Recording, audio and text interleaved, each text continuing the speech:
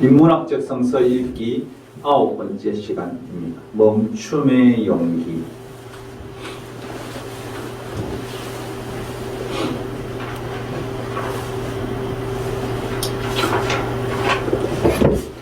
(1987년에요) 미국에서 거래의 기술이라는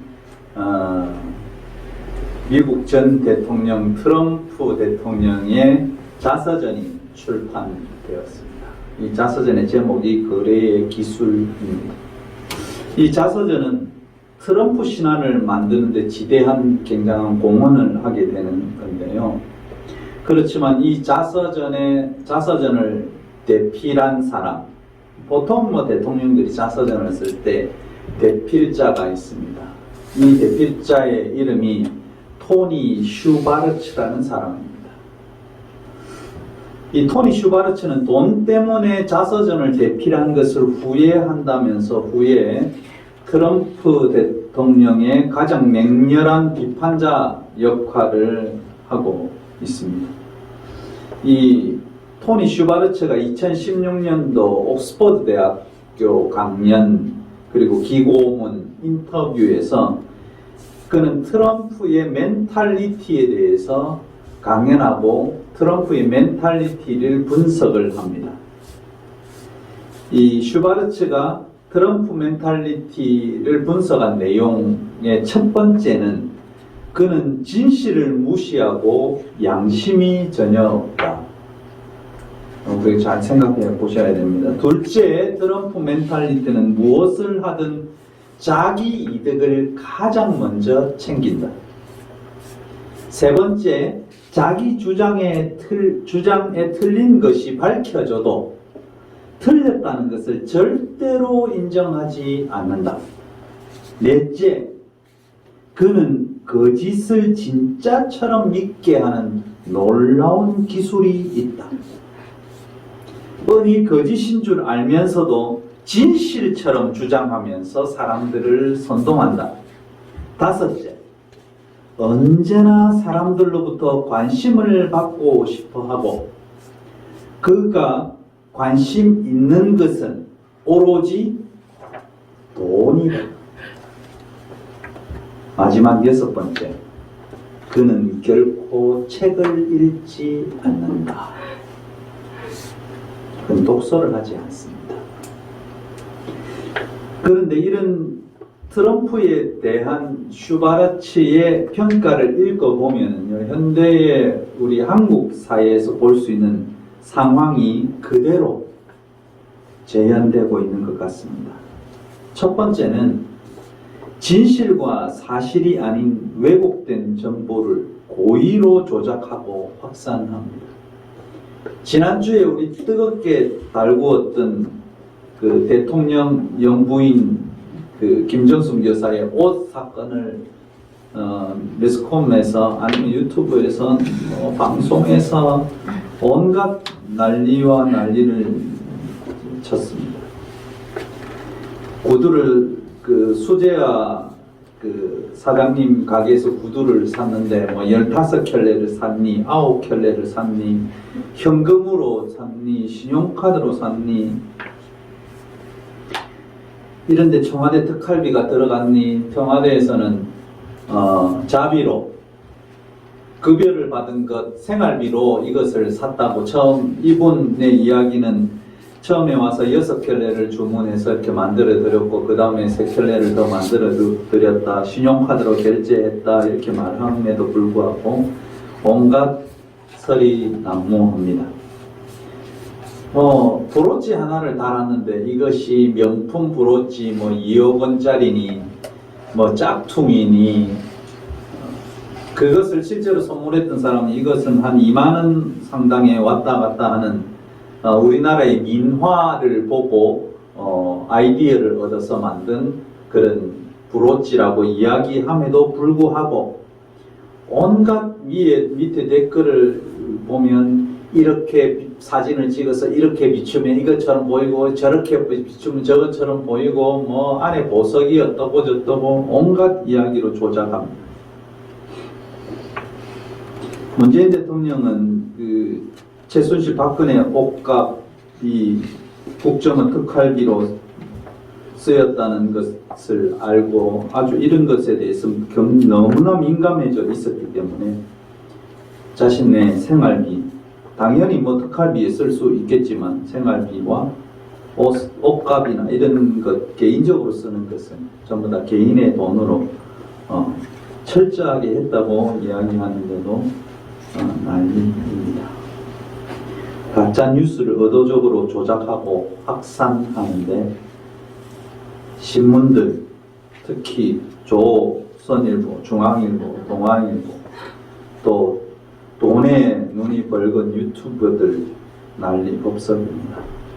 둘째는 사회의 공적 이득이나 공동의 선이 아니라 자신이나 자신이 속한 집단의 이기적 이득만을 생각합니다. 세 번째는 왜곡된 정보나 거짓의 정체가 밝혀져도 사과하거나 잘못을 절대로 인정하지 않으려고 하고 있습니다. 한국 사회에서 이들은 누구인가, 이들이 과연 누구인가 질문을 던지지 않을 수가 우리는 없습니다. 한참 우리가 이제 코로나 막바지에서 마스크를 언제 벗을 것인가, 실외에는 벗게 하자, 앞으로 이렇게 대책을 내놓는다는데요. 한참 코로나가 유행할 때 신문 기사를 보면 이런 기사가 많이 있습니다. 백신을 정부에서 꼭 맞아야 된다고 이야기하니까 나는 화이자를 맞을래, 나는 모더나를 맞을래, 나는 아스트라제네카를 맞을래, 나는 똑같이 세금 냈는데 왜 싼 아스트라제네카를 맞아야 되니, 이런 이야기가 많이 나왔습니다. 그래서 그 신문 타이틀이 뭐였나, 내 세금으로 산 백신 주는 대로 맞으라고 공산당이냐, 이것이 그 신문의 타이틀입니다. 2천만 명분 더 오는 화이자, 혈전 부작용 스조크는 없지만 느닷없이 모래 맞으러 오려고 혼란 노령층 백신 협박하나, 이런 주제로 타이틀을 잡습니다. 코로나가 지금 불거지면서 지금도 마찬가지이지만 세계적으로 K-방역, 그리고 우리나라가 가장 먼저 코로나를 끝낼 그런 나라로 세계적인 언론들은 찬사를 보내고 있는데, 우리나라 언론들은 부정적 평가, 왜곡된 정보를 확산시켜 옵니다. 이것을 보면 아마도 트럼프 멘탈리티를 그대로 복제한 것 같은 한국 언론, 개인들, 정치인들, 언론 종사자들, 돈에 눈이 먼 유튜버들, 이런 사람들 때문에 과학적 연구 결과로 이 모든 것을 실행하고 있는 정부 대응 정책에 대해서 무조건적으로 불신을 조장하고 있는 것이 사실입니다. 세계 곳곳에서 고통당하고 있는 극도의 위기 시대에 사회적 공익, 공동의 선에 대해서는 전혀 이분들은 생각 자체가 없습니다. 오직 이걸 통해서 특히 유튜버들은 거기에서 막 돈을 이렇게 쏘아주고 하는 이것에 그냥 정신이 없습니다. 그래서 더 자극적인 말을 해야만이, 더 왜곡된 보도를 해야만이 자기의 그 한 테마를 보아주고 거기에 돈이 벌리고, 이런 현상들이 일어나는 그 집단적 이득, 또 개인적 이득, 권력 확장에만 그들의 눈이 혈안이 되어 있습니다. 슈바르츠가 분석하는 트럼프 멘탈리티에 의해서 움직이는 개인, 집단, 미디어, 그리고 언론이 이 위기 시대에 한국 사회를 뒤덮고 있습니다. 지금도 마찬가지입니다. 새로운 대통령이 들어섰습니다. 그리고 인수위원회가 만들어졌습니다. 여러 가지 내용이 있겠지만 여기에서 오직 자기 집단의 이익에만 몰두해서 국민의 이익, 국민의 공익, 공동의 선에 대해서는 이야기하지 않는 것입니다. 이것이 보수든 진보든 똑같다는 내용입니다. 진보인 사람들도 자신의 이득, 보수인 사람도 자신의 이득, 자신의 돈, 여기에 혈안이 되어 있는 한국 사회는 결국 양극화로 갈 수밖에 없는, 서로 갈라져서 살아갈 수밖에 없는 이런 안타까운 그런 세상을 우리는 느끼게 되고 보게 될 것입니다. 이 시대에 하나님이 우리에게 주시는 음성은 무엇일까? 하나님이 우리에게 주시는 음성, 기독교인들에게, 그리스도를 아는 사람들에게 주시는 음성은 용기 있게 멈추라는 것입니다. 멈춤에도 용기가 필요한 것입니다. 슈바르츠는 이렇게 말했어요. 성숙과 용기는 저절로 오지 않는다. 옳고 그름에 대한 성숙한 판단력, 그리고 그 판단에 따라 행동하는 용기는 자기 학습과 부단하게 자기 학습, 부단한 비판적 성찰에 의해서만이 이 멈춤, 이 용기, 이 성숙함은 확보된다고 이야기합니다. 창세기가, 오늘 본문 창세기가 우리에게 알려주는 죄의 근원은 어디서 왔나? 죄의 근원은 멈추지 않은 데서 온다는 사실입니다. 도둑질하는 사람이 이 어느 집에 가서 도둑질을 하려고 할 때, 이렇게 하면 이분들에게 피해가 오겠지, 만약 그렇게 생각하면 도둑질을 하겠습니까? 스톱할 것입니다.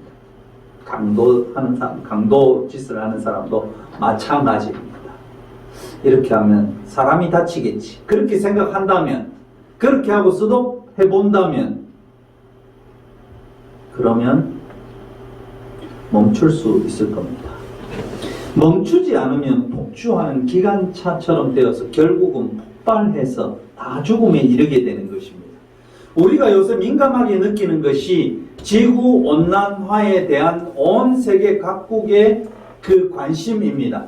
막 북극에 그 빙하가 녹아내린다, 남극에서도 빙하가 녹아내린다, 이래서 해수면이 상승한다, 우리나라 기후도 이제는 그 아열대성 기후로 바뀌어서 겨울이 없는 시기가 온다. 이러면 우리는 겨울이 없어서 좋겠네 이렇게 생각하지만 모든 생태계가 완전히 바뀌게 되는 그런 위기가 우리에게 올 것입니다.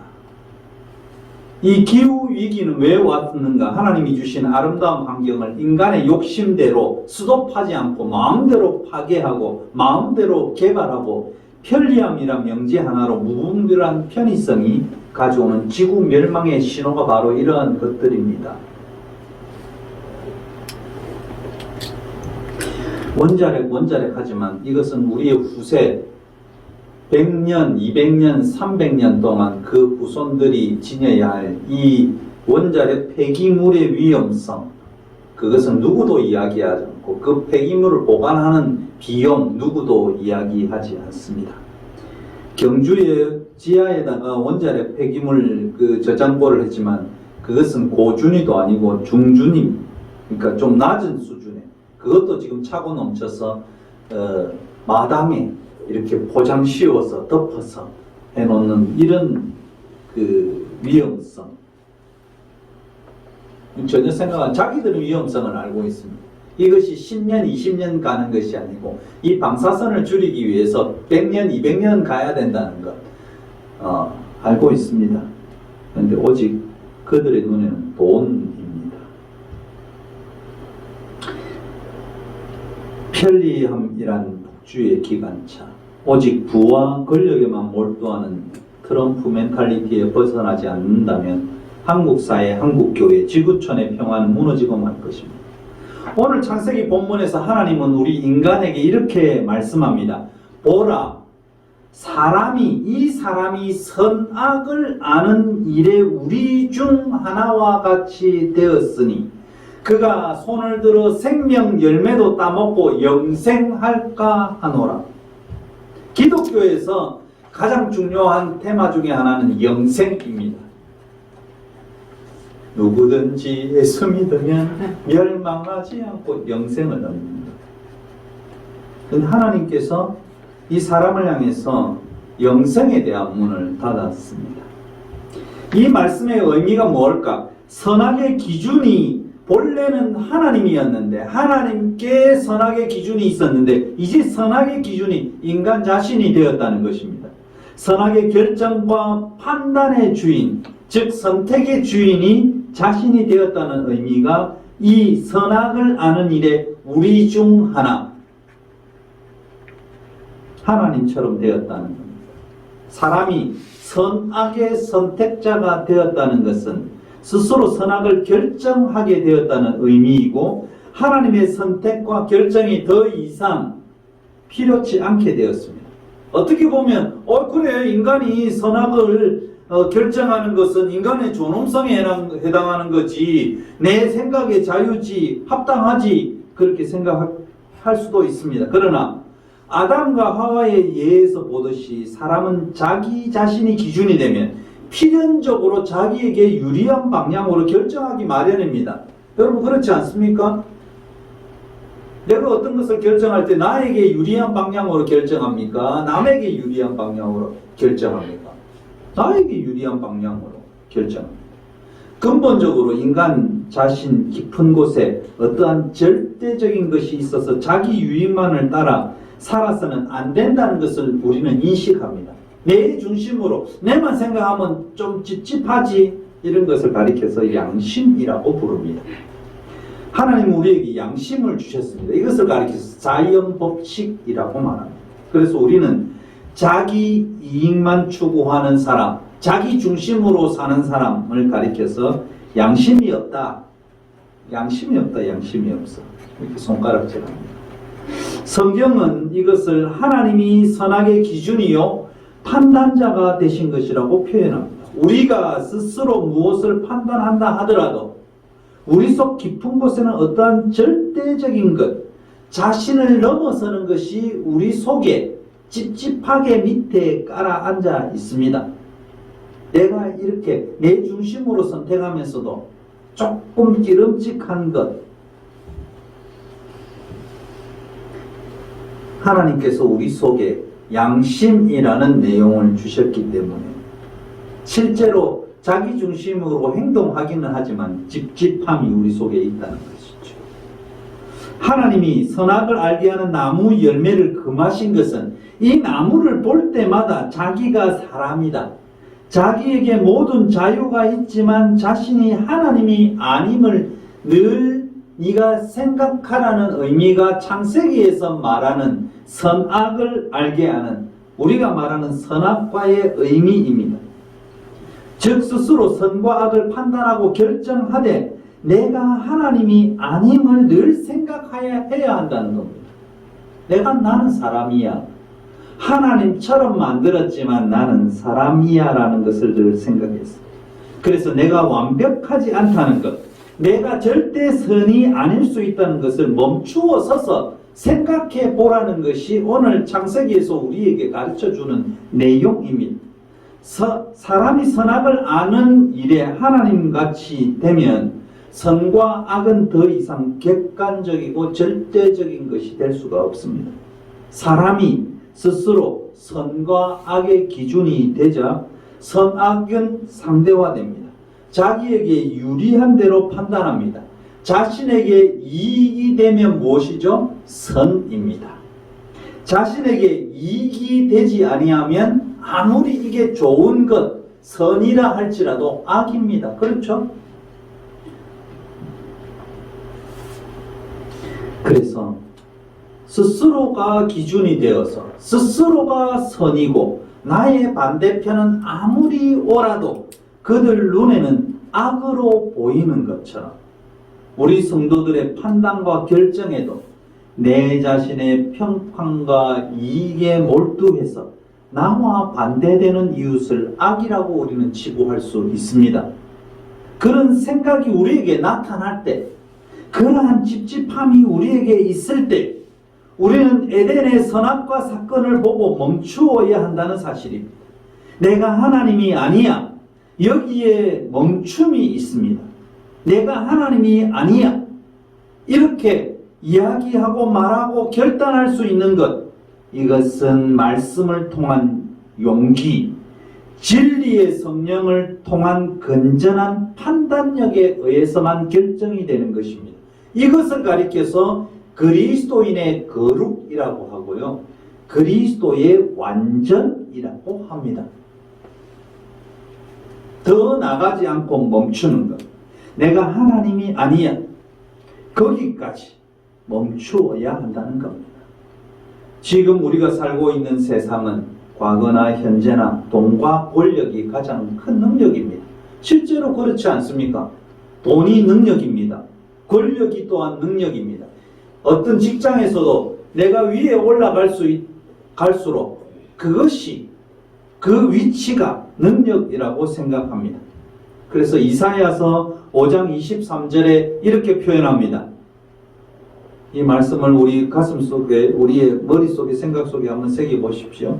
그들은 뇌물로 말미암아 악인을 어렵다 하고 의인에게서 그 공의를 빼앗는도다. 삼성이 전 정부에서 뇌물을 줍니다. 그래서 그들이 불법적으로 행한 그런 승계 작업, 이것을 합법적으로 만들어줘서 이것이 옳다고 이야기합니다. 그래서 법정에서 그런 판단들도 내립니다. 뇌물로 말미암아 악인을 어렵다 하게 하고, 정당하게 세금을 내야 되는데 세금 안 내려고 편법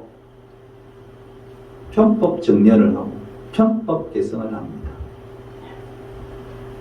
근데 이게 옳다고 생각합니다. 의인에게서는 이것을 빼앗아 가버립니다. 선악을 아는 일에 사람이 하나님의 위치에 서게 되면 함께 살아가는 세상이 붕괴되고 맙니다. 오늘 한국교회 실상도 마찬가지인 것입니다. 한국교회의 실상을 보십시오. 목사들은 어떤 위치에 올라가 있는가? 하나님 위치에 올라서 있습니다.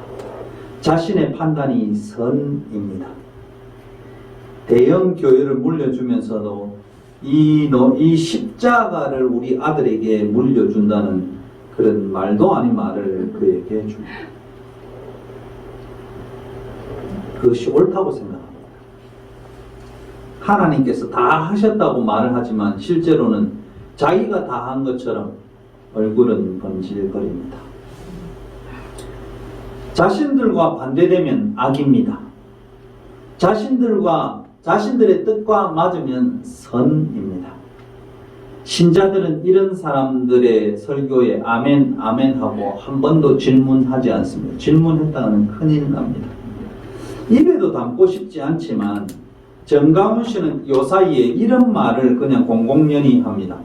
나는 성령의 본체라고 이야기합니다. 참 놀랍습니다. 성령의 본체야. 그 설교 시간에 그렇게 이야기해요. 아마 이 교회의 극우 새누리당 의원이었던 송영선 의원이 나오는 것 같아요.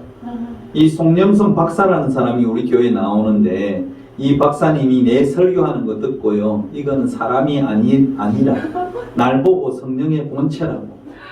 그 성령의 본체 안에 교인들은 아멘 아멘 하고 난리 났었습니다. 드디어 하나님의 위치에 올라섰습니다. 왜냐하면 하나님도 까불면 돌아가시게 되기 때문에 드디어 하나님 위치에 올라간 거죠. 결국 이 사람은 뱀의 강교함으로 똘똘 뭉친 소경을 인도해서, 그래서 모두 구렁텅이에 빠지게 만드는 오류를 범하고 있는 것입니다. 나는 이런 생각을 했습니다. 그래서 아마도 이번에 용기가 없어서 멈출 수가 없을 것이야. 계속 돈이 들어오는데 여기에서 스톱하면 돈이 더 이상 들어오지 않으니까 멈추면 안 된다고 생각하는 것 같습니다. 제가 보기에 이렇게 한다는 것은 참으로 피곤한 일인데, 자기도 잊어버리고 오직 이렇게 하면 돈이 많이 들어오겠지, 오직 돈 정신이 없는 것 같아요. 그 수도할 수가 없어요. 매일 사람이 하나님의 위치에 서 있다는 것은 정말로 피곤한 일입니다. 여기서 수도해야 하는데 계속 더 나가고 있다는 것이 안타깝습니다. 에베소서 2장 이 현상에 대해서 에베소서 2장 2절에서 3절에 이런 말씀합니다. 스스로가 기준이 된 인간의 모습은 어떤 모습인가? 에베소서 2장 2절에서 3절에 보면 이 세대에 세상 풍조를 따르고 공중 권세 잡은 자를 따랐으니 곧 지금 불순종의 아들들 가운데서 역사하는 영이라. 전에는 우리도 다 그 가운데서 우리의 욕심을 따라 지내며 육체와 마음에 원하는 것을 하여 다른 이들과 똑같이 본질상 진노의 자녀이었더니, 이 말의 뜻은 뭡니까? 자신의 유익이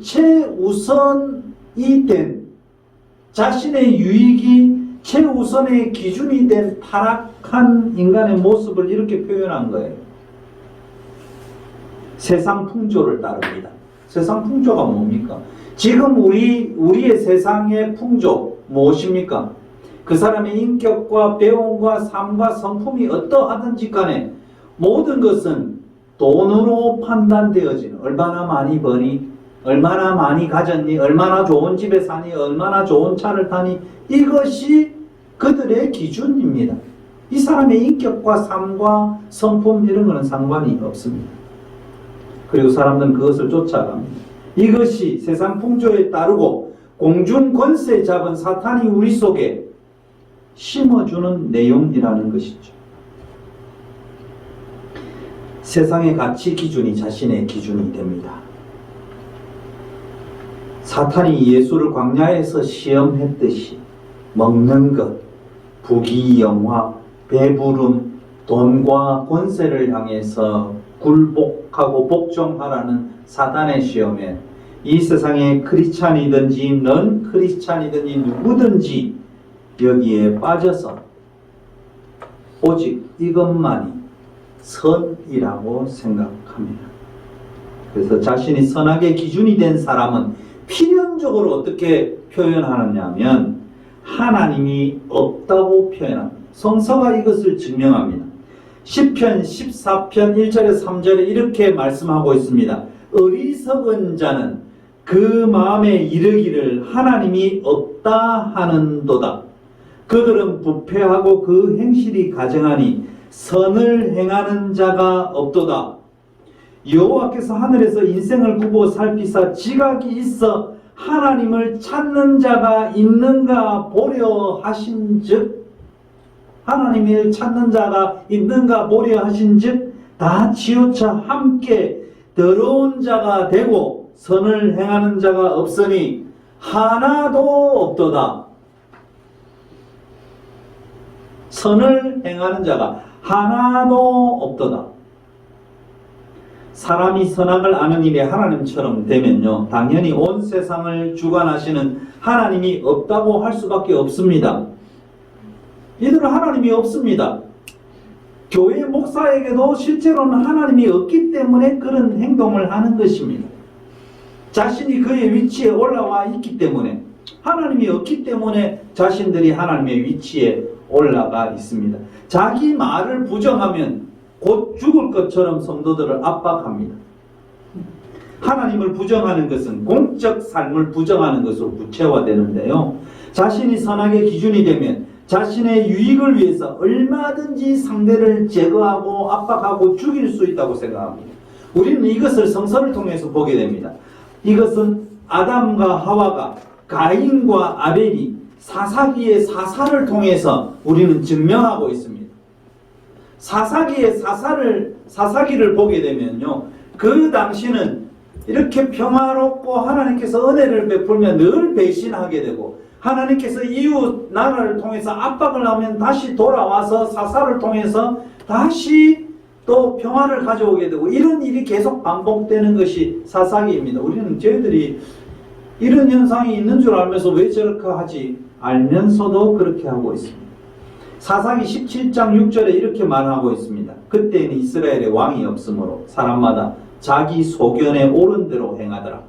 이 말은 자기 스스로 왕이 되어서 온 땅에 폭력이 난무하고 약자가 희생을 당하고 자기들의 머무는 지역에서는 자기들의 사람들을 자기의 정욕의 대상으로 삼고 폭력이 난무하는 그들의 시대를 보여주고 있습니다.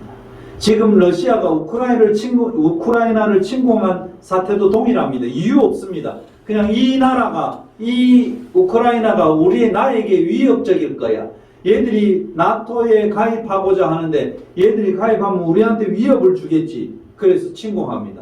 여기 전쟁에서 다치는 사람은 군인들이 아니고 대통령이 아니고 정치인이 아니고 무고한 시민들, 아기들, 아들들, 딸들 목숨을 잃습니다. 대한민국의 상황도 한국교회의 상황도 무고한 시민과 무고한 신자들이 정신적 신앙적인 죽임을 당하고 있다는 것도 사실입니다. 하나님이 창조하실 때는 처음부터 어떻게 창조하셨냐? 관계 안으로 존재하도록 우리를 지으셨습니다.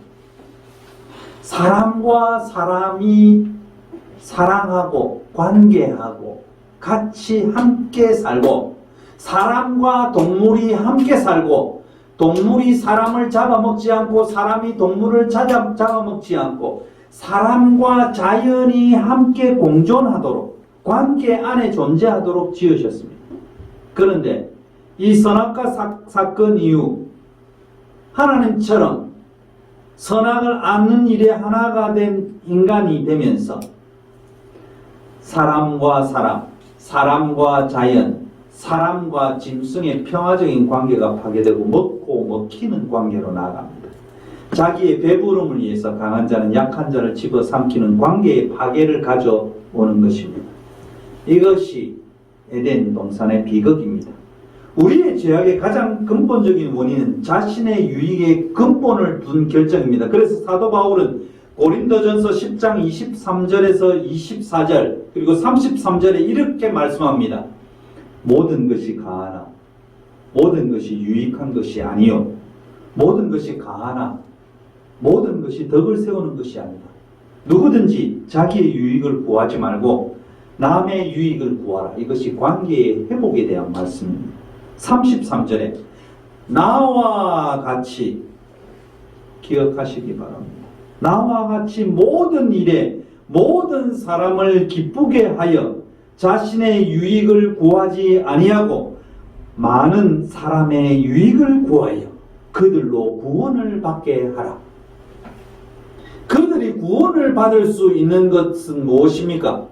그들이 구원에 이르는 것, 하나님과 상관없는 사람이 구원에 이르는 것, 그 사람의 유익을 구하는 겁니다. 타인의 유익을, 남의 유익을 구하는 것이 구원을 받게 하는 가장 기본적인 지름길이라고 사도 바울은 이야기하고 있습니다. 모든 사람을 기쁘게 하여 자기의 유익을 구하지 아니하고 많은 사람의 유익을 구하라. 우리는 어디서 멈추어야 할까? 어디서 용기를 내어 멈추어야 할까? 세상의 경제학에서 말하는 시장 경제, 자율 경쟁의 원리, 여기에 따라야 할까요? 큰 대기업은 작은 기업을 먹여 삼키고 그들을 흡수하고 통합하고 이제 남는 거는 대기업만 남고 소규모 중소기업은 다 죽어가는 것. 이것이 시장 경제, 자율 경쟁의 원리에서 합당한가요? 이것이 하나님의 정의일까요? 자신의 유익에 기반을 둔 우리의 사고와 생활 방식과 가치관에 용기 있게 브레이크를 걸어야 합니다. 지금 우리 자신을 향해서도 마찬가지입니다. 내가 어디에 브레이크를 걸어야 할까? 이 시간, 이 타임, 이때를 우리는 알아야 됩니다. 보수 정치인이든 진보 정치인이든 공공의 선과 부합되지 않는다는 어떤 이념과 자기가 가진 가치관과 상관없이 용기 있는 멈춤이 필요한 시대입니다. 내가 어떤 보수 성향을 가졌다. 진보 성향을 가졌던 공공의 선에 부합되지 않으면 용기 있게 성숙하게 멈춤이 필요한 시대입니다. 이것이 하나님의 형상의 회복입니다. 이것이 예수께서 말씀하신 하나님 사랑이며 천국으로 가는 길입니다.